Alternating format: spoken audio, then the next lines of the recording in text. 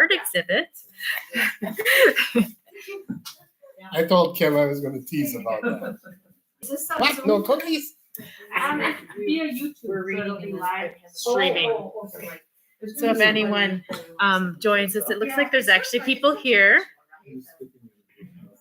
What are you actually gonna do this evening? Explain the book or I'm gonna. question and answers or?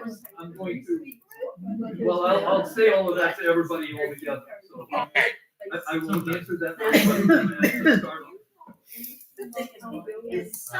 And Andrew, I just introduced myself or? I will do that. So we have 3 minutes, so we might as well see. Looks like we might have 2 people online. Oh, okay. Oh, now 3. Now 3. Well, at least my 2 sisters, Okay. both said that they were gonna be watching.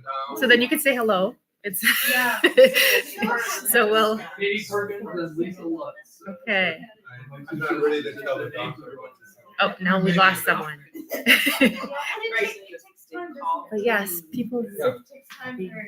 You know, that's pretty neat because that's streaming because the church that I grew up in and that Kim and I were married in back in Brilliant, they stream service on Sunday mornings. So we sit and watch Oh, yeah. that too. On days that we don't have service. On days we have service, we're driving in. Hello. Wake up time if there is any.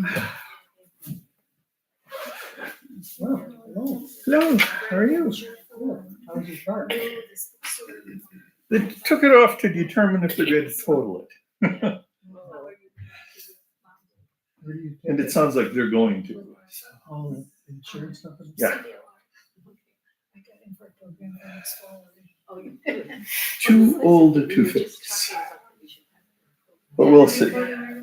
Yeah, for a program, you had a good idea. It's not even all that badly damaged. Well, I remember him doing the program. The question I was going to ask, Bob, you can ponder it and answer it later, was our soul clusters, soul groups, that makes sense to me. But our pets, do our pets follow us from lifetime to lifetime too? I don't have enough information to answer that question, but I believe so. Because they have souls and do they look for us or do they? That's not been my focus. So Okay. I'm really trying to focus on. Yeah, and how- Humans as souls. That's a great one. And I think that probably makes sense that there's some realm that, or a spiritual realm for dogs and maybe other animals. So do you like when you do past life regression on it, do people mention pets that they had back in certain lives? No, actually, that's a good question. No, I haven't had that. This was her here and there. Her last couple ones of February. People, if you tell them to go back to their earliest life on Earth. They see themselves as an animal. Okay. Steve, there's a book up there. Bedtime for baby sloth. Yeah, like You ever watch a sloth? You really can't tell when it's awake. Yes, I'm like that sometimes myself. Yeah. And I have a dog that's definitely like that. Every morning we wake up and think, is he alive? Don't you wish yours were like All right, I think it's 6:00. So my name is Ann Vogel, and I'm the owner of Dragon Tail Books. So thank you all for coming to hear Dr. Bob Saltz talk about his new book, Soul Free. So thank you very much, and let's give him a warm welcome. Well, thank you. It's wonderful to have you here and the folks who are watching through YouTube. I'm going to do 3 different things here with the time that we have scheduled. The first is I'm going to read about a half dozen brief, well, some of them not so brief, selections from the book. And then there will be a time for Q&A afterwards. And then I thought we would just have a time to, have little one-on-one conversations after up until the 7 o'clock hour, which is, as I understand, the time when the store closes. So we'll try to keep to that schedule. So most of you know this, but if you don't, I was a professor at Stout for 34 years. Some of them included being an administrator as well. And I retired just about 2 years ago. And one of my main goals in early retirement was to write this book. And so it's self-published. There's a printing company here in town that's done the printing. And looking forward to getting a chance to see what kind of reactions you all have. It was a great pleasure in writing this. It was actually easy, which I never thought writing a book would be. And I never thought I would be able to say those words, but actually the whole thing is just felt inspired in many different forms. So there is an introduction in the book, and then there's part 1, which is evidence of spiritual phenomena. And then there's part 2, which is seeing the world through the lens of the soul. And so 2 very different halves to the book. I'm going to read from the introduction a little bit from part 1 and a little bit from part 2 here. So this is in the introduction. In fact, this is how it starts. A quote from the famous French mystic Teilhard de Chardin, who said, and many of you may already know this quote, "We are not human beings having a spiritual experience. We are spiritual beings having a human experience." Introduction. There is an ancient spiritual tale called the Hymn of the Pearl. In the story, a prince is sent off on a journey by his father, the king. Along the way, the prince forgets their identity as well as their purpose. Throughout the story, the king sends many reminders to the prince, but they fail to achieve their purpose of reminding the prince who they are. Finally, after a long time, the prince remembers their identity and purpose. The story is a metaphor for life. The king represents God or the universe, depending upon your beliefs. Regardless of our gender identity, each of us is the prince. To varying degrees, we have forgotten our ultimate spiritual identity and purpose of life. The story has been a reminder for 2,000 years that we all need to remember who we are, eternal souls on a sacred mission. Like the prince, we all receive messages throughout our lives that remind us of our spirituality. According to the famous psychologist Abraham Maslow, all of us experience profound spiritual experiences in life, which he called peak experiences. But according to Maslow, most of us, in fact, he said pretty much 100% of us, go right on with life as if the peak experience did not matter. Like with the prince, most of the spiritual messages we receive in life fail to achieve their purpose of reminding us who we are. This book is one of those spiritual messages to you. Here is the reminder. You are an eternal soul. Your life here on earth is your soul's journey. The purpose is learning to love. I remember a brief time in my own life in the late 20s when I was probably most like the prince. If I was a soul in human form, I did not remember it. All I saw in life was the material, secular world. I was skeptical of beliefs in God and spirituality. Eventually, all that changed. Over time, I came to see that there is significant evidence to support the conclusion that souls are real and that life is a spiritual experience. Eventually, learning to see life from a spiritual perspective has helped me to live more peacefully through the difficulties of life and more mindfully and gratefully through the joys of life. It also reminds me daily to see all other beings as sacred beings on their own sacred journey, regardless of their behaviors at the time. Why now? I'm writing at a difficult time in human history. Life in the United States is filled with intense partisan conflict, where virtually every part of life is viewed through a partisan lens. Similar political tensions exist around the world. At this time, there's been a growth in authoritarian governments all around the world, and since I started writing this book, Russian President Putin has ordered his army to invade Ukraine, killing and injuring thousands. We are also 2 years into the COVID-19 pandemic, where over 6 million people have died, and most of us have experienced anxiety and social isolation. Racism is still a huge problem around the world.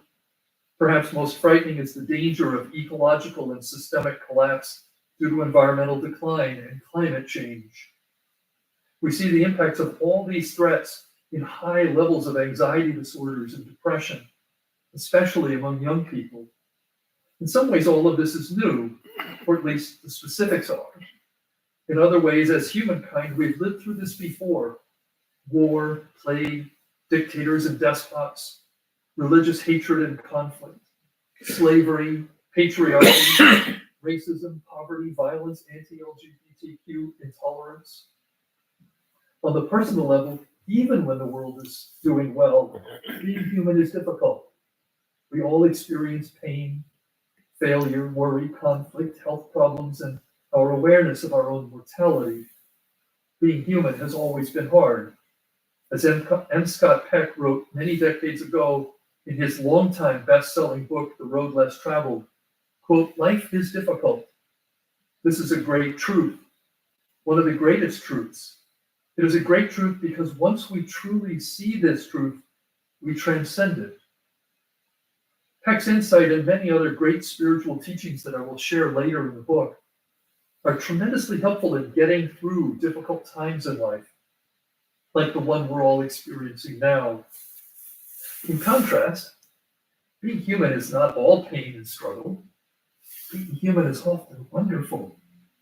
There are so many things about life that bring us joy, meaning, and purpose.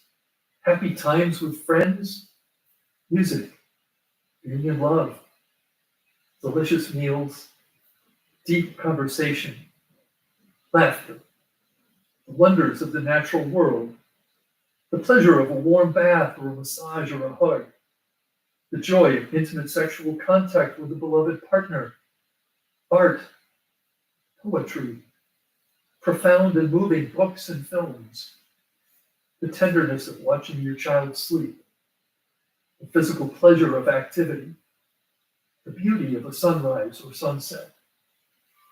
It is important to see that life is not simply easy or hard, good or bad. Life is easy and hard, good and bad. As they say in family therapy, life is both and.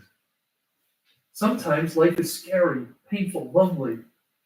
At other times, life is beautiful, joyful, and exhilarating. Often the good and bad times happen together. I'm thinking of the deep sadness of being with my entire family when our mom died. We spent a week with her in family vigil.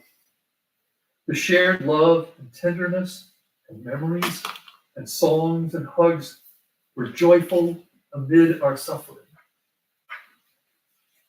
Spiritual, not religious. The goal of this book is to help you see and understand life from a spiritual perspective. This is not the same thing as seeing life from a religious perspective. You do not need to belong to any religious organization or to have any religious identity or beliefs to see life spiritually. If you are not familiar with the distinction, there is a big difference between religion and spirituality. Religion is the collective beliefs, histories, language, practices, and rituals of organized religious organizations. It takes place in community and across centuries. It provides a feeling of being part of a group with a shared identity. Spirituality, on the other hand, is personal and subjective. It includes each person's journey to figure out their place in relationship with all that is. You can, of course, be a religious person and see your life through a spiritual lens, but the two perspectives are very different. I've just retired after over 30 years as a college professor, and in my work with young adults, I've seen many young people struggling with life with high levels of depression and anxiety. In the past, the answer to life's big questions often came from religion. These days, however, religion is on the decline around the world, especially in the West. Surprisingly, it is a change with which I'm not unhappy, to be honest. While religion can remind us to see each other as sacred beings, it has too often been judgmental. shaming, and a source of conflict, tension, and even war. Religion is best when it is a choice, not a requirement backed by the power of government. In addition, while religion is on the decline, science and secular society often ignore or worse, mock the idea of seeing life from a spiritual perspective. What this leaves is a vacuum, for young people especially, where life has no larger context within which to make sense of the inevitable joys and struggles of life. With the state of the world right now, that vacuum of meaning is deeply challenging. After decades of exploration, I have learned to look at life through a spiritual lens. At work, in relationships, in life choices, and even in politics. That spiritual lens has gotten me through many very painful times in my life by giving me a larger context for my suffering. But more than how to deal with the problems and struggles of life, a spiritual lens has also helped me to be more loving, to have more empathy and compassion, to be more at peace, and to enjoy the blessings of life.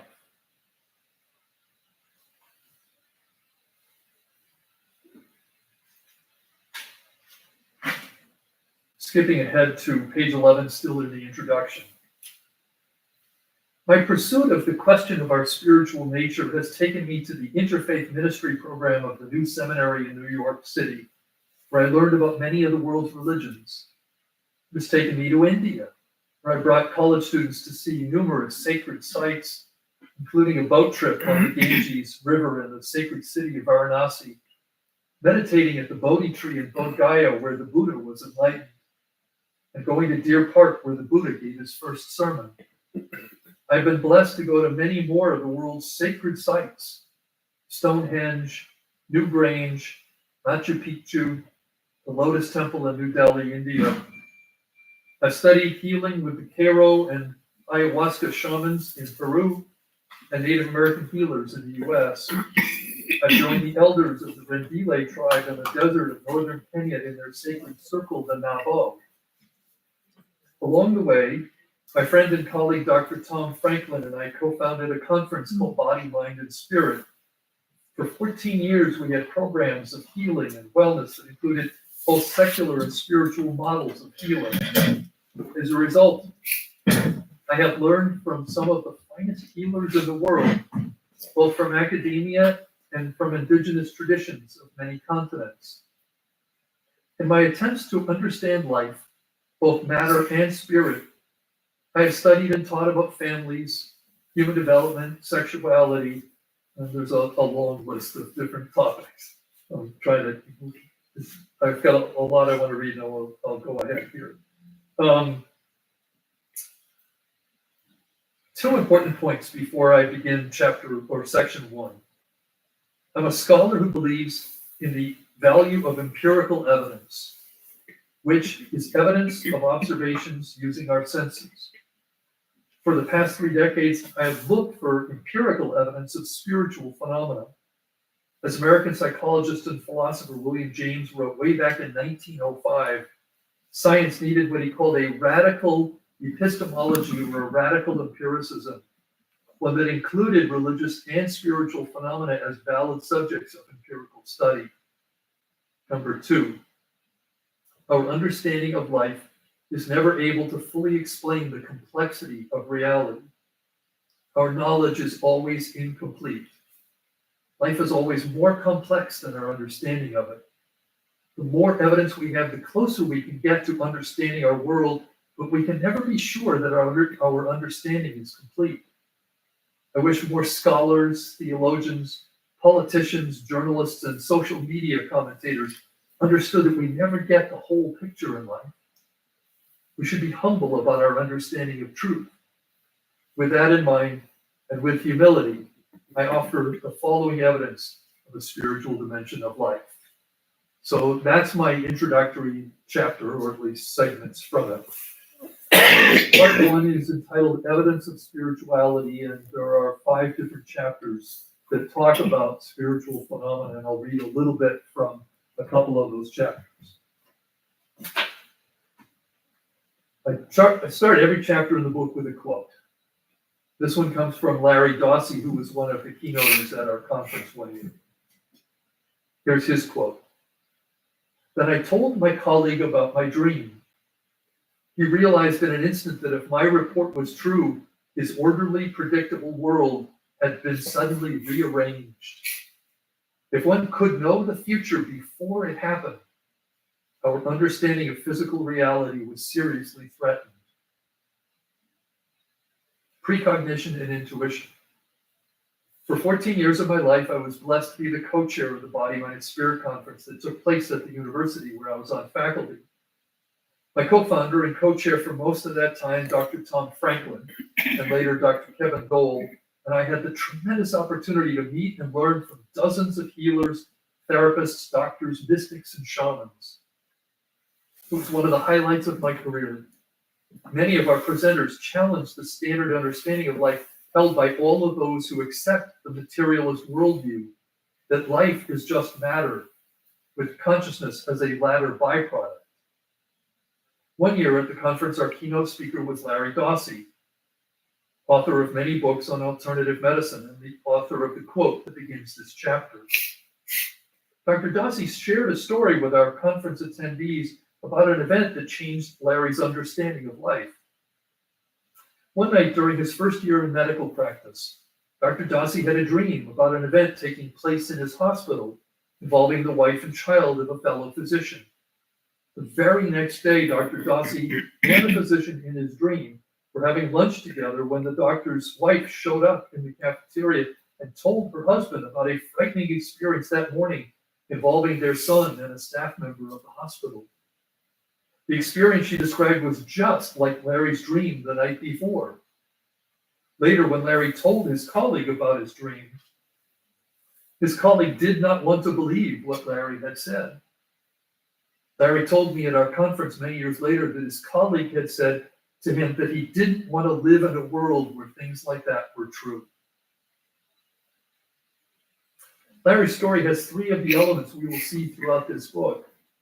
First, someone has a spiritual experience that does not fit in with our modern materialist worldview. In this case, Larry's precognitive dream. Second, after having a profound spiritual experience, most people keep it to themselves. When they do share it with others, the other person often rejects the experience as unreal or impossible or crazy. Since most people who have had such experiences keep the experiences secret for fear of ridicule or rejection, the number of people who have had profound spiritual experiences is much, much larger than most in society are aware. When I do hypnotherapy with a client, the most common response after the hypnosis session experience is the client asking me the question, was that real?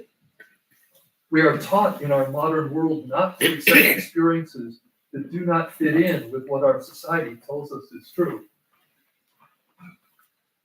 Thankfully, some people choose a third option, which is to investigate the experience and try to see if it has something to teach them about the ultimate nature of life. Lucky for us, that is what many of the people I will quote in this book did. This book is filled with stories of people, some of whom were highly trained scientists or doctors, each of whom had a non-ordinary, mystical, or spiritual experience in their lives, and rather than deny it, they decided instead, at the risk of their reputation, to investigate it more fully.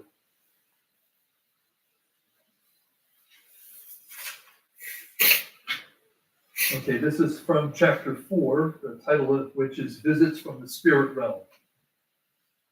Here's the quote to start the chapter. 2 or 3 hours after my mother died, I wanted to be by myself. I went out to the garden and suddenly saw an intense bright white light. It was about 4 feet off the ground and 3 or 4 feet in diameter. The light didn't have any specific shape, but I knew it was Mother. She said, "Hello, Edna. I love you. I'm all right, and you'll be fine. It's beautiful where I am now, and I'm blissful. I am home." In March of 2016, my mother was in the final week of her life after years of suffering with Alzheimer's disease. Our family gathered around the bed with her for our final week together.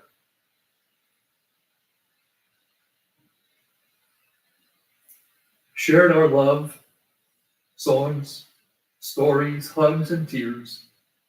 In the last days before she died, Mom shared with those of us who were there in the room with her at the time that she could see the spirit of her dead sister, Marty. But curiously, Mom did not use the name she had used for decades.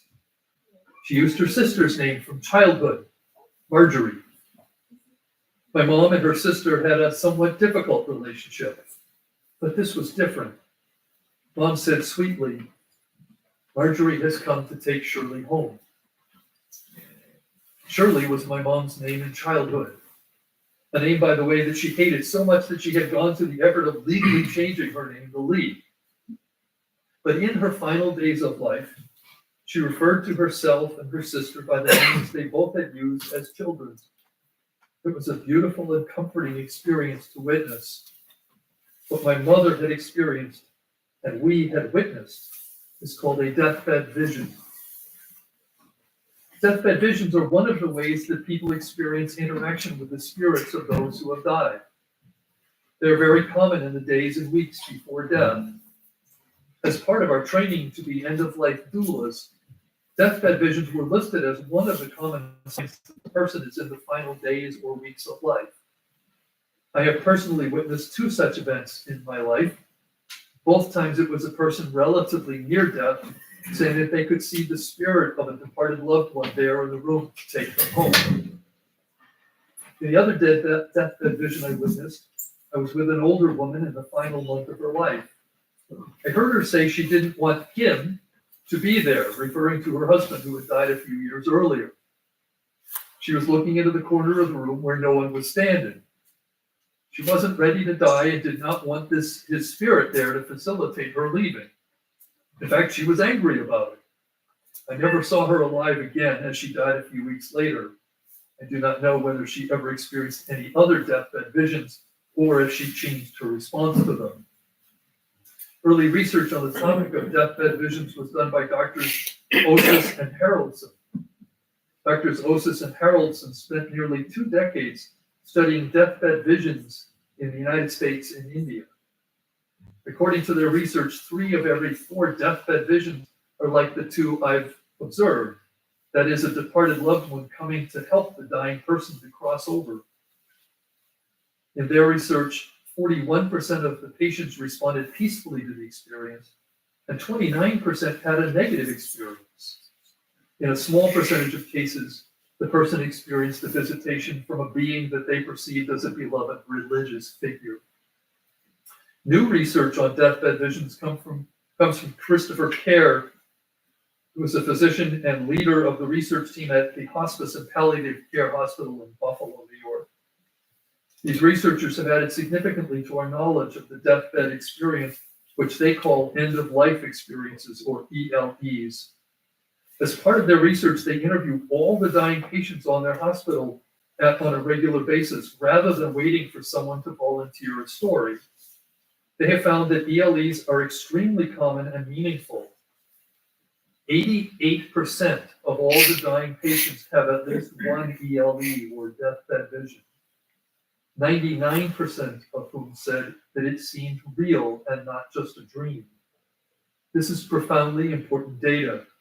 Almost 90% of people dying in their hospital report they have had contact with the spirits of their deceased loved ones in their final days of life.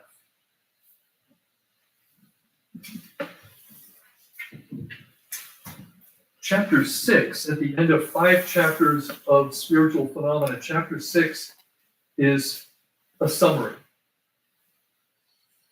The 5 chapters in part 1 have shared a large body of evidence to help us see that we are souls living life in human bodies. Like the prince in the Hymn of the Pearl, most of us have forgotten our eternal nature and our spiritual life purpose. But precognition, mystical experiences, near-death experiences, deathbed visions, communication with departed loved ones, and memories of previous lives all provide evidence to show us that we are eternal souls on a sacred journey.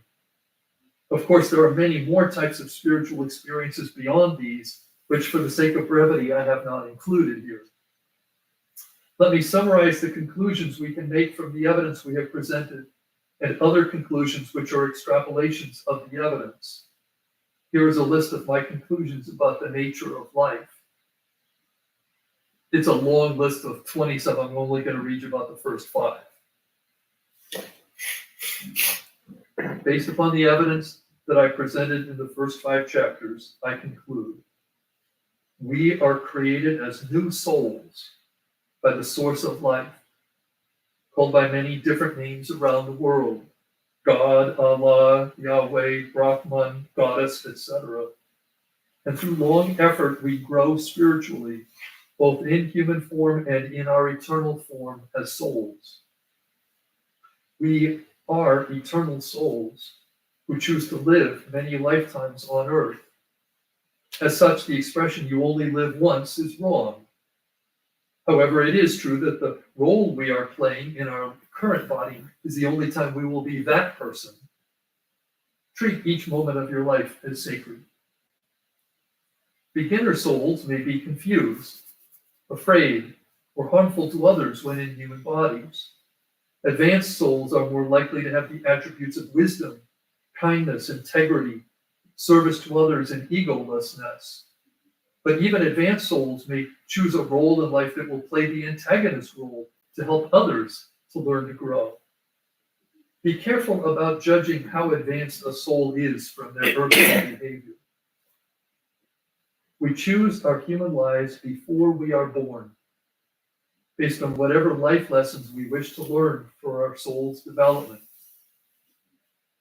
Soul development is the overall purpose of life. That goes on with lots of other information, and then I extrapolate on and talk about each of the different observations and conclusions. Which brings us to part 2, living from the soul's perspective. Quote from Leo Buscaglia. Anybody remember that name? Mm-hmm. Leo wrote, "To live in love is life's greatest challenge. It requires more subtlety, flexibility, sensitivity, understanding, acceptance, tolerance, knowledge, and strength than any other human endeavor." Love, chapter 7. If we see our life from a spiritual perspective, how are we to live? As souls in human form, our primary task is learning how to live in unconditional love. The common way that love is understood is through some form of the golden rule. To the best of my knowledge, most cultures have some variation of the golden rule, which is traditionally described in one of 2 ways: to treat others as we would like to be treated, or to not do to others what we would not want done to us. A modern variation of the golden rule reads, to treat others the way they would like to be treated. All 3 versions are reminders to treat all other beings with love and kindness. Many years ago, when I was an undergraduate in college, my sister Katie gave me a book, Love, by the beautiful soul Dr. Leo Buscaglia, who's quoted above. Leo was a professor of education. He became famous when he taught a college class on love. Eventually, the class turned into a book, and then many years of writing and giving talks on love. His talks were so popular that PBS used to use them during fundraising time because they brought in a large audience and because it inspired the viewers. Personal note, I worked in public television for 5 years in my early adulthood and remember listening to Leo's talks on love while we waited in the studio for pledge breaks. The essence of Leo's message was that love is the most important thing in life, but that our society does not see it as a serious topic of study. His college class on love was not considered part of his regular teaching load because the university did not see love as a topic appropriate for college credit. Leo taught it anyway, without pay, because he thought that learning about love was essential for future educators. His books and lectures were profound teachings on the most important spiritual value, how to be loving. Sadly, many other scholars and healers have also had to dance around using the word love. One of the most famous psychologists, Dr. Carl Rogers, developed what he called client-centered therapy. CCT was focused on creating a therapeutic relationship between the therapist and the client based on what Dr. Rogers called unconditional positive regard. In such an accepting, unconditional relationship, the client can find healing. Near the end of his life, Dr. Rogers said privately to one of my former teachers that what he meant by unconditional positive regard was love.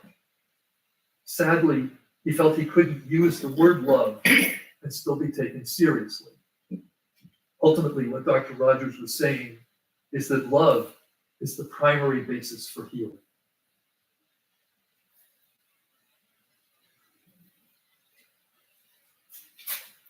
And finally, at the end of the second section, I end with an epilogue and then some recommendations for how to do practices to develop spiritually.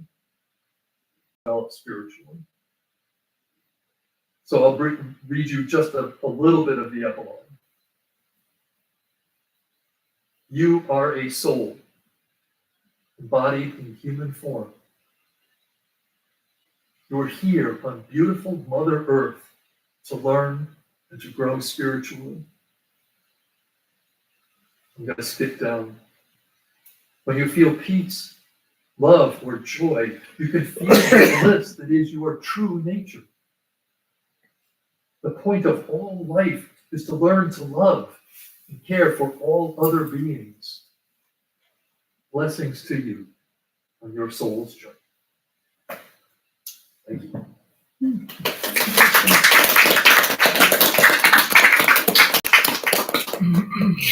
And I'd like to open it up for comments and questions. Thank you all for being here. I said that to the first group, but a number of you have joined us, so thank you. It's great to see many of you here. So many of you here, I mean. Yes? Maybe you did or didn't, I'm not quite sure, mention the power of the Holy Spirit. I actually didn't talk about that, and the reason I didn't specifically was because I was trying to avoid using terminology that would emphasize particular religious affiliations and belief systems, and I was looking for more generic terminology for describing spiritual phenomena. Okay. I mean, certainly there's lots of books, and I make reference to the fact that there are lots of books that talk about spiritual phenomena that take place within specific religious contexts. But I said, that's not what this book is about. This book is about spirituality for anyone, regardless of belief. Good question, thank you.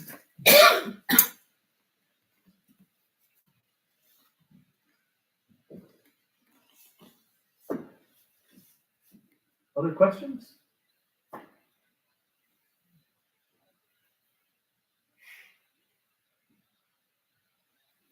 Well, I will jump in and say something after in chapter 6. I talk about something that I think would be very profound for people in life, which is this idea of choosing our life. So many of us live our life thinking that it was a mistake or a fluke or just some random occurrence. When people are hypnotized and taken to their moment of their death in a past life, they can continue on to see the soul leave their body, to experience that, and then to go into heavenly realms where they exist in between lifetimes. And what people say under hypnosis, and I have done hypnosis, I have experienced it both as the client and as the hypnotherapist. I've had this experience. I've read thousands of cases of people having these experiences. What people say is that the whole purpose of life is for souls to develop, to grow in their capacity for love and wisdom. And at some point, at the end of each life, we debrief with other souls to look back on the life we've just lived to say, what did we learn? What could we have done better? The other thing about that is that at some point, the soul, after spending whatever time is in that realm, eventually gets to a point where they and their spiritual teachers and guides and mentors say, you know, it may be time to go back and live again, to choose a life. You may choose a life because of personal focus, but remember, we always are doing something in contact with the other souls too. So a bunch of souls will all choose together. All right, we're going to show up in Menominee, Wisconsin in this lifetime. But we're going to be lovers or partners or best friends or enemies. Souls who get along with each other in the spirit realm may choose to be conflict of, to have conflict with each other in a life, because it's going to create the tension that's going to see if they can handle conflict in a loving way. So this is a really interesting thing. So I talk more about it in the book, but what I would like to do is encourage people to ask themselves that question. What does it mean about understanding my own life if I believe that I chose this? Some of you might say, my family was awful. Why the heck would I have chosen to be with them? Maybe you chose them because there was going to be conflict and tension in that family, and it was going to be part of growth. Now, the difficult thing is that I'm just asking people to think about that for themselves. That's not anything I would ever say to somebody else. If somebody was suffering because they had a really crappy family, I certainly wouldn't say, well, you chose that. And as I say in the book, that is danger in the idea that we reincarnate and that we make these choices. Some people might say, well, why should I care about people or have compassion because they chose it? Because the whole point of life is learning compassion. The whole point of life is learning love. So when someone is going through a difficult time, we don't sneer at them or ignore them or show apathy towards them. The whole point of life is to become as loving and compassionate and kind as we possibly can. And in the process, to develop wisdom and understanding so that our acts of love and compassion are more likely to be effective and helpful and beneficial for the people that we're interacting with. So there's a lot more there. It's 150 some pages, and so I've read probably 20 of them to you here. So there's a lot more complexity there. But that to me is one of the really profound things. And related to that, I talk about karma, which I question the way it's understood. Karma has become something definitive for people. And I use a term that I developed, maybe somebody else did already, and I just got it somehow unconsciously. But I talk about quantum karma, the idea being we choose how we interpret what happens through our understanding. So somebody slaps someone in the face and the other person could slap them back. Or they could say, wow, why did you do that? Or they could say, wow, you're really upset today. What's going on? Or they could get really mad but not do anything with that person and then passive aggressively take it out on somebody else. Lots of ways we respond to the things of the world. But so karma means that there will be impacts of our behaviors. But the problem is people have this idea that that's defined. So like if you hit somebody has to hit you in this or some other lifetime. I don't believe there's any evidence for that whatsoever. In fact, if you harm somebody in this lifetime, your soul ultimately might come back in another lifetime and say, I'm going to be that person's parent so that I could be kind and loving to them.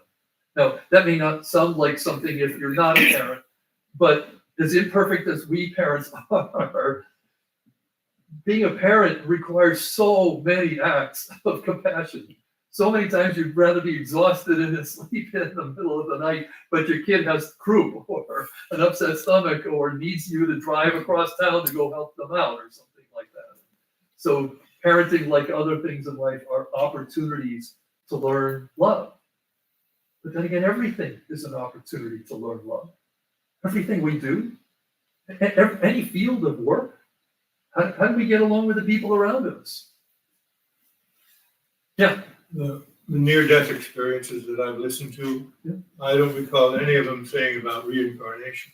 Many of them do not. Reincarnation is a separate topic a separate chapter in the book from the near-death literature. The near-death literature, people describe leaving their bodies and floating up through a tunnel, which is similarly described by people under hypnosis in remembering a past life. And they go through this tunnel into another realm, a spirit realm. I've experienced it. I've guided people through it. I've done hypnotherapy with people, not very often because I've had a full-time job the whole time, but I've done that since 1996 is when I got trained. What are we doing with time? Okay. I'll tell you my favorite story when I hypnotized someone. There was a person, middle-aged woman here in town, who under hypnosis saw herself as a young boy in a different lifetime. And his mom and dad were there with him out in this field in the woods, a little meadow in the middle of the woods. He was just so thrilled because life was almost perfect. He loved his parents, and it was just the three of them, and they all loved each other. So then I said, okay, well, let's go forward in that lifetime to something else that happens a few years in the future. So the woman describes the boy sitting on the porch of his house, and he can hear his mother screaming, and she's in labor. And eventually his little sister is born, but his mother dies. And the little boy hates his little sister. Thinks of her as the one who killed his beloved mother. So he's mean to her. So I kept asking this client to, okay, go forward in that life and see what you see. And the person described going forward and being mean to the little sister, and another scene was going forward and being mean to the little sister. And one time describing a trick on the little sister. This is back in the day when to get around, people mostly rode horses or walked places. And so the boy had loosened the strap under the saddle of his sister's horse. And as she was riding on the horse, the saddle flipped because of the fact that it wasn't tight. And the sister fell off and hit her head and died. And the older brother was feeling so much shame and so much grief that he took his life. Lord. And I said, okay, stay with that soul after the moment of death, and tell me what happens next. And the woman, as this now young man in another lifetime described, the soul of my sister just floated over to me and said, I love you and I forgive you. That to me was a moment of grace. In religious circles, people think of grace and they think of grace only coming from God or from the source of life. But we are souls created out of the energy of the source of life, if all of the sources that I've quoted from in my book is correct. And we all have that same capacity to forgive people, to be compassionate with people, to understand why they might have done the unthinkable thing that they did. But to your question, Norman, I think that there's lots and lots of evidence that we live many, many lifetimes.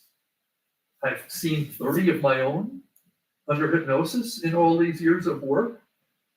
Having said that, however, I don't think it matters whether people, quote unquote, believe in reincarnation.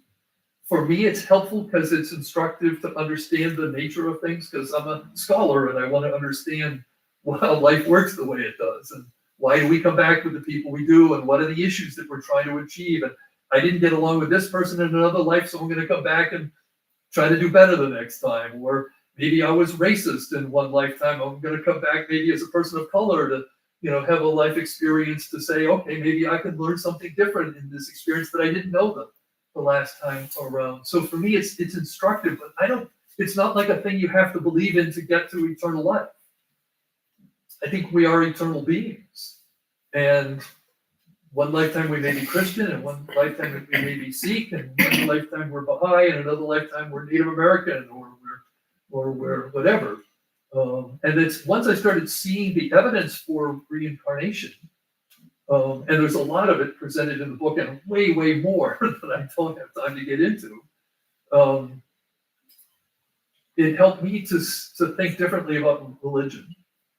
And to look, and because as a person who was raised as a Protestant, I thought of religion as having the right belief system. And now, if you're Jewish in one lifetime and you're Muslim in a different lifetime, it's not the same. I don't look at it the same way. I think religion is each culture's attempt to try to help explain that life is sacred to their children, to the people around them.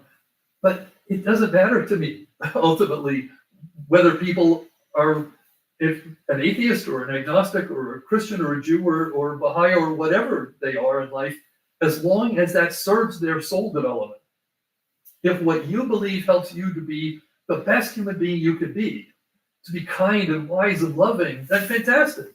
But if your religion teaches you to hate people who are of a different religion, or to hate people who don't have the right, sexual or gender identity or something like that, then I think your religion has ultimately caused you to struggle in terms of that capacity that you had for spiritual growth. I think religion sometimes doesn't support those conclusions when people are beheading their fellow members for being apostate, or burning people at the stake, or torturing them to get the eternal truth. That the Inquisition lasted 600 years in Europe. It's like, what were they using their religion to teach them?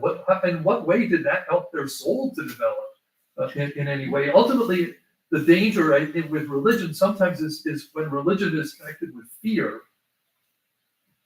I think it can lead people to do really harmful things to each other. And unfortunately, that is one of the things religion does sometimes teach people, is fear. To fear being wrong, to fear not having the right belief, or to fear that maybe the other person has the right belief and now I need to hate them for it. So we're doing 11 more minutes here, and I said I'd take a little time for one-on-one conversation, or if anybody had a book that they wanted me to sign, I'd like. I have a comment, just a comment. Sure. I think everyone here is pretty well tuned into your way of thinking, otherwise they wouldn't be here. Right. But I'll bet you everybody sitting here has a story about a spiritual experience. I have a very brief one. When my granddaughter was born 28 years ago, the first time I held her, she was just hours old. And she looked at me like, "Hi, I know you." Oh, yeah. It's just like, here we are together. It was such a connection. Yeah. And I had a psychic person talk to me. I asked about that, and they said, "Oh, she was your daughter, your child in a previous life in Spain." Oh, yeah. Got that specific about it. Yeah. And I said, "Well, she's an extraordinary child." And the lady said, "Well, of course she's your daughter." Well, there you go. But I bet you everybody here has had something like that going on that is beyond, it's soul searching or soul related. Yeah. Yeah, I used to do presentations on little kids who remember having lived before in a previous life. Yeah. And whenever I would do the presentation, every time there were 2, 3, 4, 5 people who would come up to me afterwards and tell me a story about somebody in their family who talked about, when I was big, I died in a fire, or I used to be married to so-and-so, or all of these kinds of things. There's all kinds of fascinating research by Dr. Ian Stevenson on that topic of children.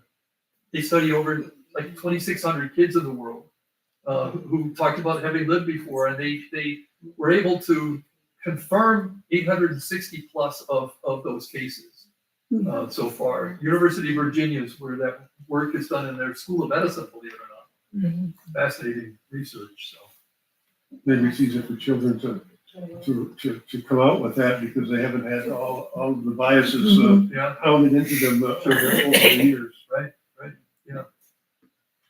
Yeah, it's really fascinating. It also relates to some of the unique things about us. Like when my daughter was little, we had to get really smooth socks for her. And when she was 3 years old, I said, if you could go anywhere in the world, where would you go? She said, China. And I was like, okay, well, that's really interesting. And it made me ponder. I don't know the answer to this, of course, but made me ponder, well, maybe she was in China in another lifetime where they did foot binding. It's like, there's so many things about life that, like, why would a baby be afraid of water? They just spent 9 months, in amniotic fluid. That seems illogical, but if in a previous lifetime their soul had drowned, then they come into that life already, set up to have specific personality traits or particular fears or particular talents for that matter. How was Mozart able to write music at that level when he was 5 years old and stuff like that? So it's just really intriguing to think about all of the implications of thinking that this is not the only shot you get in life. That we get many, many lifetimes, and we're here to keep growing and learning and helping each other to learn and grow.